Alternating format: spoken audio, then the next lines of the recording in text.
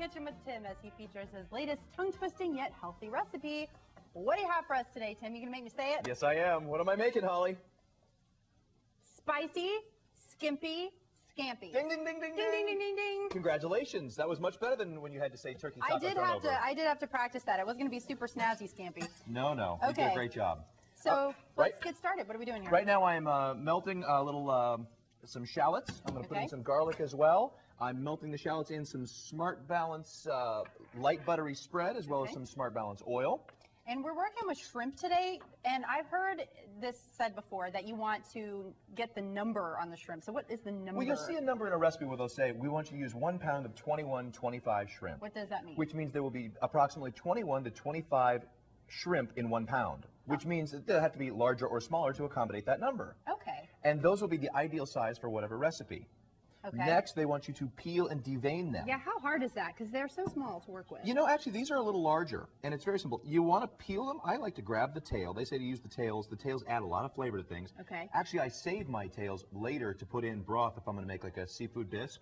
How about that? I put them in the freezer and save them until whenever I need to thaw them out. Cool. Okay, I grab the tail in a pinch and pull, and the shell comes right off. Okay. They want you to devein them. That's this black vein running through here. Okay, that's not a vein, but yes, that's the only vein, and you just get that out with your fingers and wash it underwater. This is not a vein. What is it? That's their intestinal system. Oh. You want to get that out. That's pretty gross. Yeah, so you just pull and off you go. So it's very simple. The next thing I did while this is melting over here. Should I stir this around a little? Yeah, sure, you're doing a good job. Yeah, stir with that. I don't have a spoon. Okay, there you go. So wait, do you like frozen or fresh best? I mean, that seems like a stupid question. Well, here's what I like. Shrimp, depending on their price, you can get the same thing frozen for a lot less. So you like frozen? I do. See, I like frozen too because it's easier and it doesn't cost as much. To spice this up a little bit, I put a little Creole seasoning on there. I coated it in some Smart Balance oil to get it to adhere as well. Some crushed red pepper flakes. A little chili powder. Hence the spicy. Oh yeah, and it's got to get a little zip here.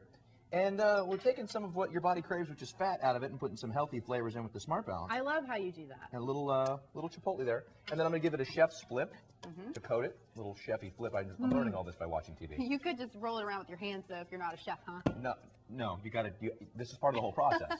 This is on the recipe chef's flip. Sorry. There's that. How's that coming over there? I'm good, I think. You're doing a great job. Thanks. All right.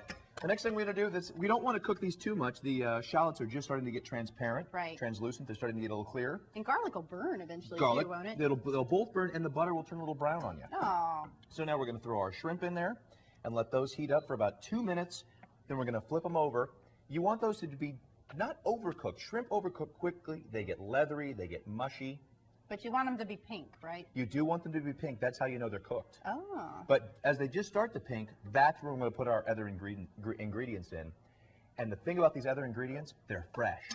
You put fresh ingredients in, as opposed to where I put these spices in, the dried spices in a little earlier.